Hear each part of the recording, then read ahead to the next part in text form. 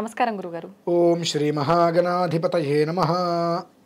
గురుగారు, మనం ఇంతకుముందు ఒక వీడియోలో నవరాత్రుల విశిష్టత నేను అడిగినప్పుడు మీరు అపర్ణాదేవిని ఆరాధించమని చెప్పారు. చాలా మందికి అపర్ణాదేవి అంటే తెలియదు. మీరు చూస్తే నిజంగా ఈ నవరాత్రుల్లో మనం నవదుర్గలుగా ఆరాధించడం కన్నా అపర్ణాదేవిని ఆరాధించడం వల్ల ఎక్కువ ఫలితం కలుగుతుందన్నారు. ఏంటి నిజంగా అసలు మనం ఇదేదన్నా చేయాలి అని అంటే దానికి సంబంధించిన వృత్తాంతం అంతా కూడా అందరికీ తెలిసి ఉండాలి. తెలిస్తేనే ఆచరించడానికి బాగుంటుంది. అపర్ణాదేవికి కుజుడికి కూడా ఏంటి కనెక్షన్? ఇది కూడా మీరు ఇంతకుముందు వీడియోలో చెప్పారు. ఈ వీటన్నిటి గురించి కూడా క్లుప్తంగా తెలియజేయండి. తప్పకుండా. అది ఒక 2 నిమిషాలు ఆలస్యం పట్టవచ్చు. అయినంత వరకు క్లుప్తంగా చెప్పడానికి ప్రయత్నం చేస్తాను. పూర్వకాలంలో మనకు నైమిషారణ్యం అని ఉండేది, అది ఇప్పుడు కూడా ఉంది. ఆ నైమిషారణ్యంలో సౌనకాది ఋషులందరూ కూడా కూర్చొని సమస్త ప్రజలకు కూడా క్షేమం ఉండాలి అని చెప్పి సత్రయాగం చేస్తున్నారు.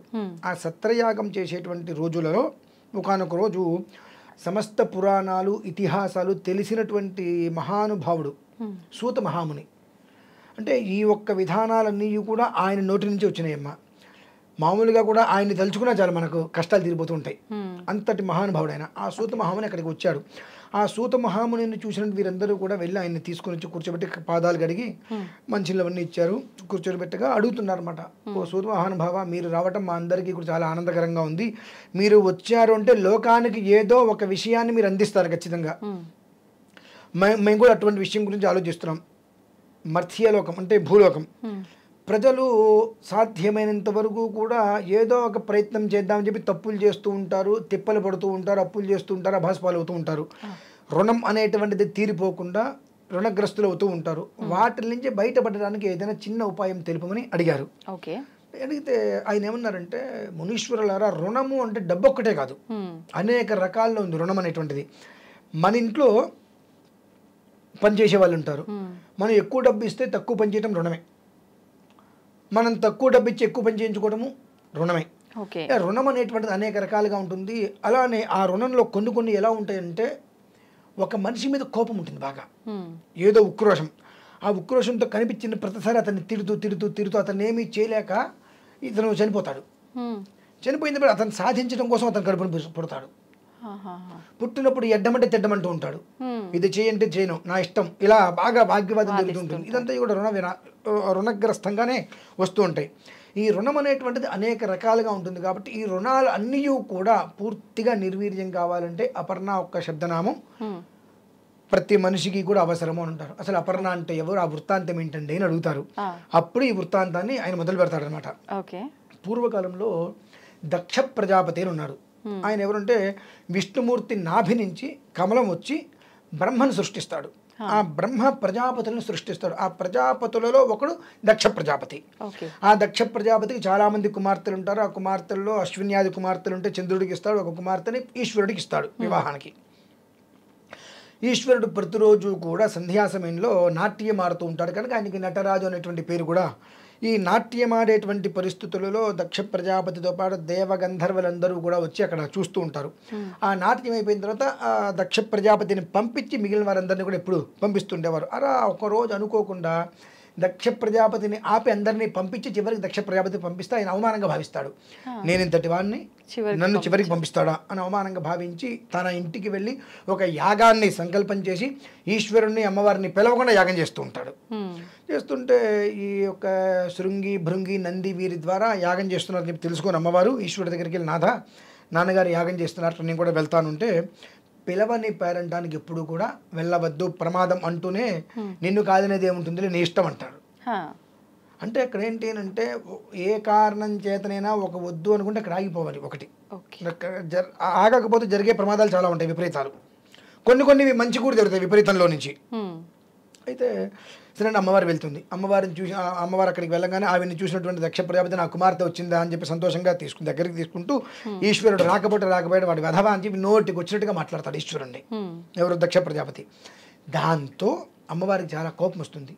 ఉన్నవారందరూ కూడా ఈశ్వరుని నింద పనికిరాదు, చచ్చిపోతావు, దేనికి కాకుండా పోతావు అని చెప్పి అందరూ చెప్తారు, వినరు. అయినా నిందిస్తుంటే అమ్మవారు తట్టుకోలేక యోగాగ్నిని సృష్టించుకొని అందరూ దహించుకుపోతుంది అమ్మవారు. ఇతను ఈశ్వరుడిగా విషయం తెలుస్తుంది, వస్తారు, దక్షజ్ఞాన్ని ధ్వంసం చేస్తాడు, దక్షుని సంహరిస్తాడు. అక్కడికి ఆ కథ అయిపోయింది. ఈశ్వరుడు అమ్మవారి చనిపోయింది అనేటువంటి ఆవేదనతో హిమాలయాలకు వెళ్ళిపోయి ఆవేదన తగ్గించుకోవడం కోసం తపస్సు చేసుకుంటూ ఉంటాడు. ఆ తపస్సు చేసుకునేటువంటి పరిస్థితుల్లో 3వ నేత్రం నుంచి శ్వేత బిందువు కింద పడుతుంది. కింద పడంగానే అందులోంచి ఒక బాలుడు ప్రత్యక్షమవుతాడు. ఎర్రటి దేహకాంతి, 4 భుజాలు కలిగి ఉంటాడు. అతను పుట్టడమే పెద్దగా ఏడుస్తూ ఉంటాడు. భూదేవి వస్తుంది. భూదేవి వచ్చి ఆ పిల్లవాడిని ఎత్తుకొని పాలిస్తుంది. వెంటనే ఈశ్వరుడు ఏమంటాడంటే, అమ్మా నువ్వు ధన్యురాలివి, ఈ పిల్లవాడు నీ కుమారుడుగా లోక విఖ్యాతుడు అవుతాడు అని చెప్పి అంటాడు. అయితే ఇలా ఆయన జపం చేసుకుంటూ ఉంటాడు. అక్కడ హిమవంతుడని మహారాజు, ఆయనకి లోకోత్తర సుందరి అనేటువంటి కుమార్తె ఉంటుంది. ఆవిడికి నేను తప్ప ప్రపంచంలో ఎవరు అందంగా లేరనేటువంటిది ఒకటి ఉంటుంది. కొంతమంది వచ్చి నీ కుమార్తె గౌరీ స్వరూపము, లలితా రూపము కనుక నీ కుమార్తె ఈశ్వరుడికి పత్నిగా అవుతుంది అని అంటారు. అనగానే హేమంతుడు చాలా ఆనందపడిపోతాడు. అంతటి భాగ్యమా నాకు అని చెప్పి. ఈవిడ ఆ మాట విని ఈశ్వరుని అందచందాలతోటి తపస్సును భంగం చేసి పెళ్లి చేసుకోవాలని చెప్పి చేయని ప్రయత్నాలు ఉండవు.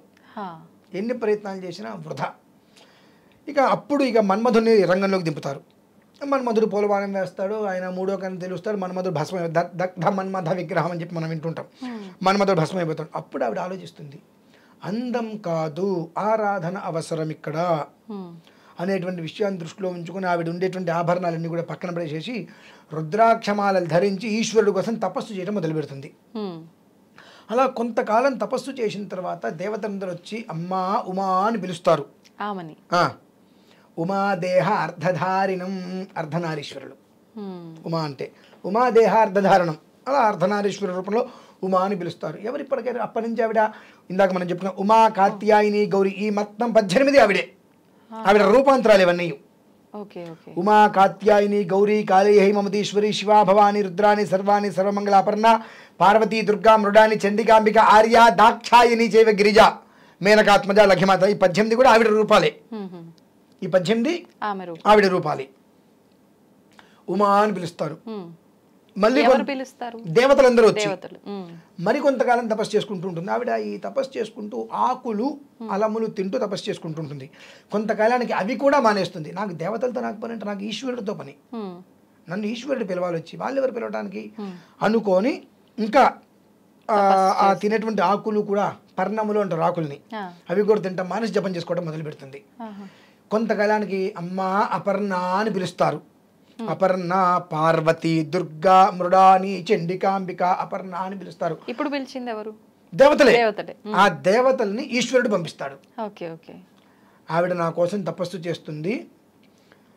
పార్వతి రూపంగా ఆవిడ పార్వతి రూపాంతరంగా చెందింది. ఉమా నుంచి అపర్ణగా మారింది. నేను చెప్పానని చెప్పి ఈశ్వరుడు పంపిస్తాడు.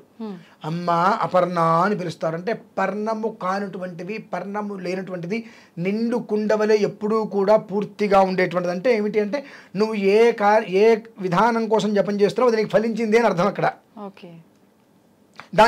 దానికి అపర్ణ పేరుతో వచ్చేసింది. అది అపర్ణం అంటే సిద్ధించింది అని, సిద్ధింపదగినటువంటిది, సిద్ధింప చేసేటువంటిది, సిద్ధింపబడిపోయినది అనేటువంటిది అపర్ణ అంటే.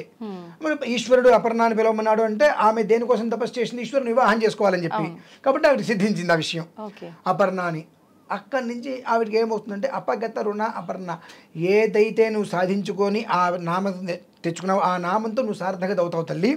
ఈ నామాన్ని ఎవరైతే జపిస్తారో వారికి ఏ పరిస్థితులలో కూడా రుణం అనేటువంటిది అనేక రకాలుగా ఉంటుంది. కాబట్టి అన్నీ కూడా నిర్వీర్యం అయిపోతాయి అనుకుంటూ అప్పుడు అమ్మ నీతో పాటు నీ కుమారుడు కుజుడు కూడా ఉన్నాడమ్మా అని అంటారు. కుమారుడు అపర్ణకి కుజుడు, అపర్ణ భూదేవి, అపర్ణ భూలక్ష్మి. ఇంకా అంటే రూపాంతరంలో ఈశ్వరుడు యొక్క కుమారుడే కుజుడు. ఈశ్వరుడు యొక్క 3వ నేత్రం నుంచి శ్వేత బిందువు కింద పడి అందులోంచి వచ్చినటువంటి వాడు. ఇందాక మనం అనుకున్నాం కుజ వృత్తాంతం అది. కుజుడు పుట్టంగానే బిగ్గరగా అరుస్తుంటే భూమి ఆకాశాలు దద్దరిల్లుతూ ఉంటాయి. అమ్మవారు వచ్చి పాలిస్తుంది. అంటే ఏ రకంగా ఇస్తుంది? ఈ రూపాంతరం చెందిన స్థితిలో భూదేవిగా రూపాంతరంలో అంటే మానవ ఆకృతిలో వచ్చి ఆవిడ పిల్లవాడిని దగ్గర తీసుకొని పాలిస్తుంది. అమ్మ నీ స్తన్యం పిల్లవాడికి ఇచ్చి కడుపు నింపావు కనుక నీ కుమారుడిగా వర్ధిల్లుతాడు. అంగారకుడుగా వాడి పేరు. అంటే పీడించేటువంటి వాడు. ఎవరైతే కనుక అపర్ణ అంగారకుడు, అపర్ణ అంగారకుడు.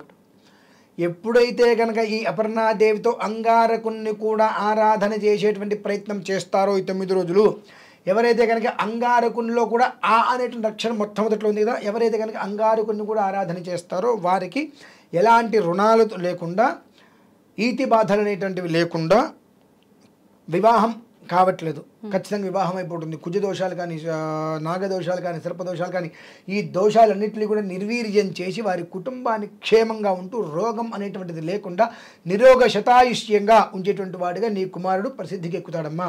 అంటే ఈ కుజ వృత్తాంతం అనేటువంటిది ఏదైతే ఉంటుందో, కుజ వృత్తాంతం అనేటువంటిది పాక్షిక విధానము, అపర్ణ వృత్తాంతం అనేటువంటిది ఈ నవరాత్రులు ప్రతిరోజు వింటే విశేషం. కనీసం మాత్రం ఈ నవరాత్రులు 9 రోజులు ఇది కనుక విన్నట్లయితే విజయదశమితో వాళ్ళు విజయాన్ని ఖచ్చితంగా చేకూరుకొని, అంటే వాళ్ళు ఏ కర్తవుతో, అంటే ఏ మనసులో ఏ ఒక్క సంకల్పం, ఏ ఒక్క కోరికతో ఈ యొక్క విధానాన్ని చేస్తున్నారో అది వాళ్ళకి సిద్ధిస్తుంది.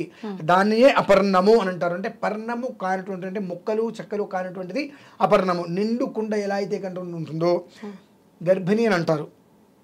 మామూలుగా 2వ నెల, 3వ నెల, 6వ నెల, 7వ నెల వస్తే నిండు గర్భిణి అని అంటారు. 3వ నెలకి 4వ నెల నిండు గర్భిణి అని పేరు రాదు, గర్భవతి అంటారు.